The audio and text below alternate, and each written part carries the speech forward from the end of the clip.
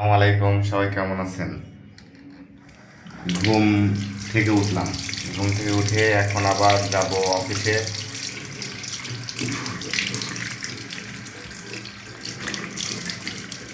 Office থেকে আসব, আসার পরে আবার বাসাতে একা একা যখন আসবো তখন আর ভালো লাগবে না।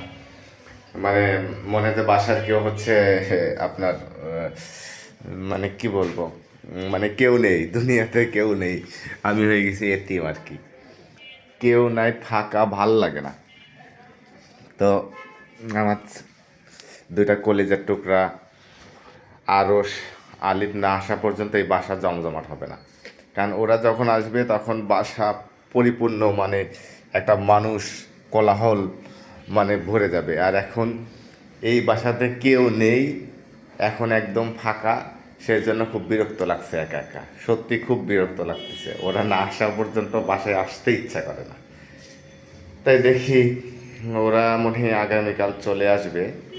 আসার পরে তখন বাসায় আসার একটা ভালো লাগা কাজ করবে, কারণ বাচ্চারা থাকবে। এখন বাচ্চারা নাই, সেজন্য কিছু ভালো লাগছে না।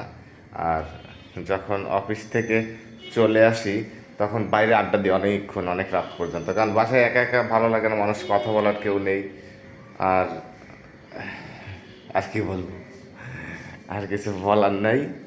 সবাই ভালো থাকবেন। আর আপনাদের ঈদ কেমন হলো? আর এবারকে আমিও অনেক ছুটি কাটিয়েছি। এবারকে আমি পড়াই 11 দিন। আমার চাকরির লাইফে এটাই হাইস্ট, মানে এমন ছুটি আমি কখনো কাটাই নাই। তাই আমার স্যার ম্যাডামকেও অনেক অনেক ধন্যবাদ আমাকে এতদিন ছুটি দেওয়ার জন্য। সবাই ভালো থাকবেন। আসসালামু আলাইকুম, আবারও ঈদ মোবারক।